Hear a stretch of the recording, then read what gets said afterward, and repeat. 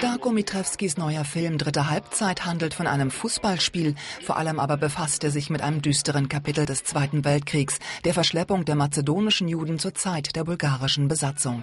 Deswegen sorgt er schon jetzt noch nicht einmal abgedreht für einen diplomatischen Skandal.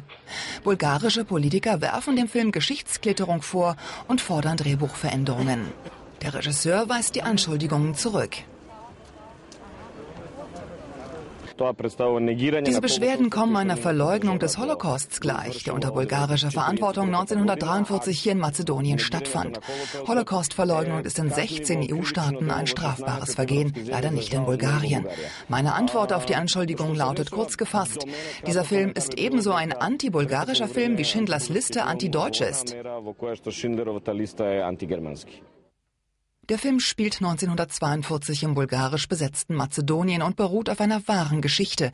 Unter der Anleitung eines jüdischen Trainers setzt sich ein mazedonischer Fußballclub an die Spitze der Liga. Dabei zeigt der Film auch, wie die bulgarischen Rivalen gegen den jüdischen Trainer Mordpläne schmieden. Bulgarische Politiker und Historiker werfen dem Film die Verbreitung anti-bulgarischer Gefühle vor und sprechen von einer staatlich gesteuerten Geschichtsumschreibung, weil der Streifen mit Geldern aus Skopje finanziert wird. Der Leiter des Nationalen Geschichtsmuseums erläutert die offizielle bulgarische Sicht. Die mazedonischen Juden wurden nicht von den bulgarischen Behörden in die Todeslager geschickt. Wenn das zuträfe, wären auch alle 50.000 bulgarischen Juden deportiert worden, was jedoch nicht geschah, weil sie bulgarische Staatsangehörige waren. 1941 untersagte Deutschland Bulgarien den mazedonischen Juden, ungefähr 11.000 Menschen, die bulgarische Staatsangehörigkeit zu gewähren. Die bulgarische Regierung musste sich dem Druck beugen.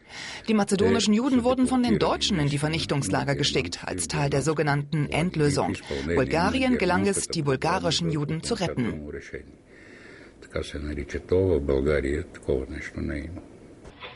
3 bulgarische Europaabgeordnete haben inzwischen sogar an die EU-Kommission appelliert und um ihr Eingreifen gebeten.